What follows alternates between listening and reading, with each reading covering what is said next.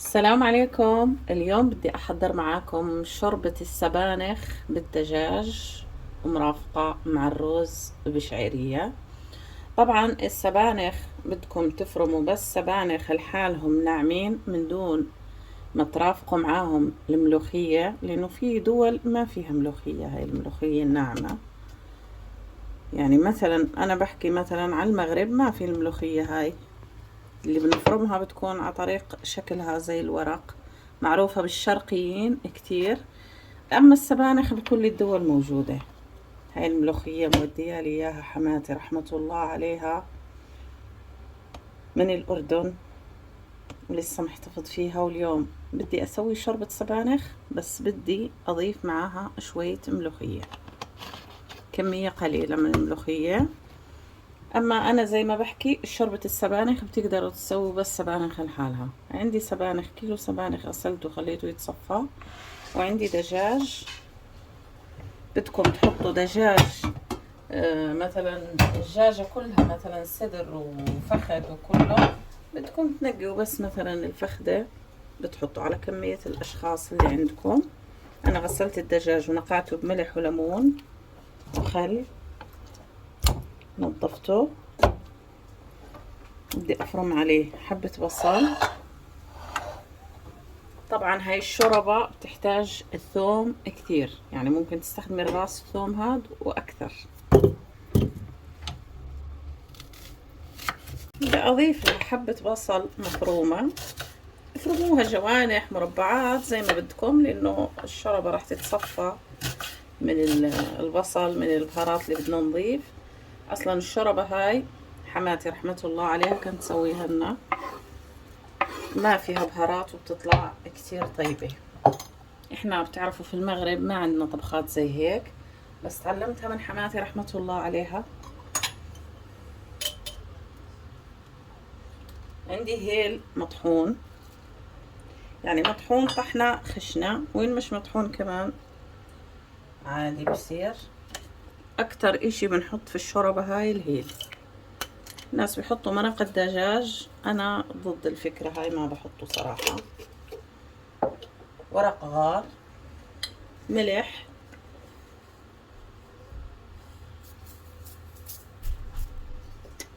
وقطرات من زيت الزيتون،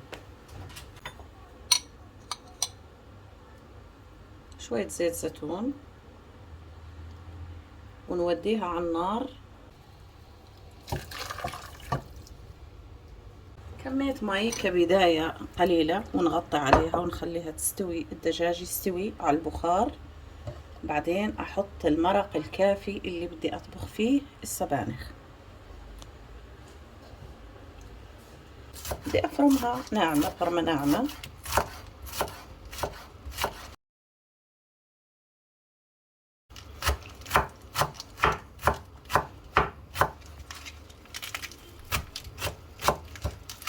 طبخة سهلة وطيبة بتيجي.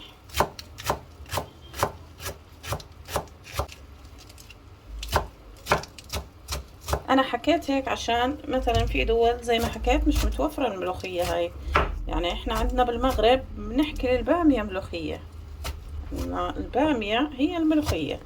الله يرحمك يا عمتي ويغفر لك يا رب. عمتي كانت طيبة، وأنا كنت بحبها كثير، وأكثر واحدة دعمتني وشجعتني إني أنا أفتح قناة على اليوتيوب. دايما بتذكرها، وبتمنى كل واحد بيسمعني وبيدعمني وبيحبني يشوف الفيديوهات ويحكي الله يرحمها ويغفر لها.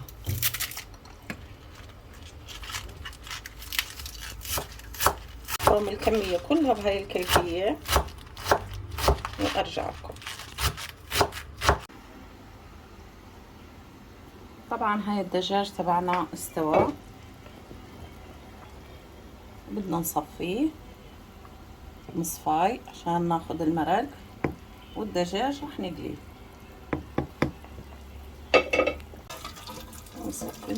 نتخلص كل البصل والاشياء، بدنا بس المرق بس. هاي المرق زي ما انتم شايفين. السبانخ اهو اللي فرمت، زدت عليه ملوخية منشفة، زي ما حكيت، اللي ما بتوفر عنده الملوخية او البلد ما فيها ملوخية وحاب يجرب هاي الشوربة يسوي بس سبانخ. تقدروا كمان لو ما بدكم تقلوا الدجاج، صدر الدجاج تكونوا مقطعينه قطع صغيرة وبتضيفوه كمان مع الشوربة ما تقلوه. بسم الله.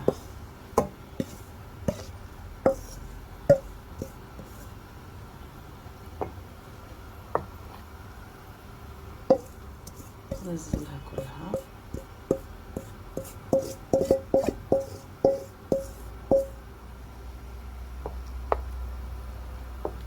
طبعا شفناها سميكة بنضيف نزيد لها كمان مي.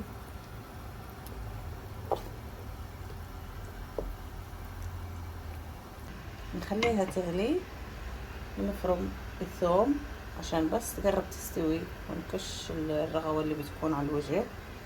نقدح لها ثوم مبروش في زيت زيتون ونضيفه عليها.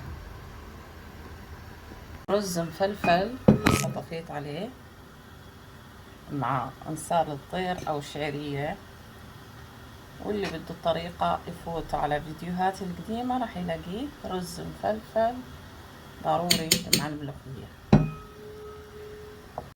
فبنبرش الثوم.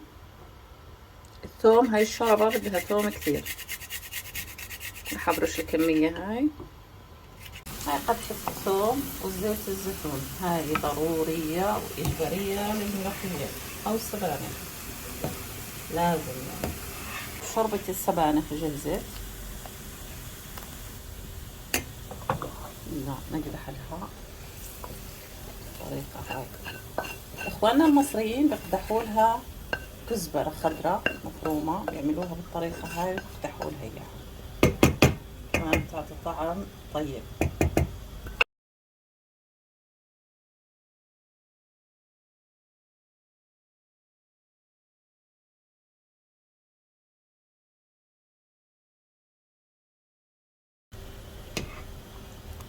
نخليها تغلى حوالي 10 دقايق وننزلها على النار.